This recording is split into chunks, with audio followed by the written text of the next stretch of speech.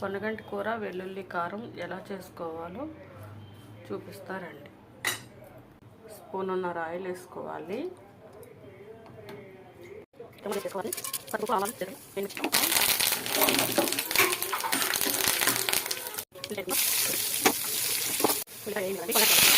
కొద్దిగా ఉప్పు, 1/2 స్పూన్ పసుపు, ఇంకా పిల్లలకి బాగా మాకు 2 స్పూన్ల కారం, స్పూన్ ఉప్పు, వెల్లుల్లి రెబ్బలు, జీలకర్ర మొత్తం మిక్సీ పట్టుకుందాం. ఇప్పుడు పొన్నగంటి కూరలోకి కారం ఎలా ప్రిపేర్ చేసుకుందాం.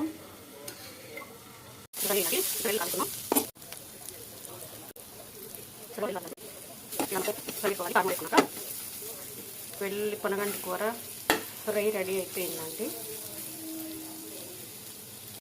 కంటికి ఆరోగ్యానికి ఎంతో మంచిదైన పొన్నగంటి కూర ఫ్రై అండి.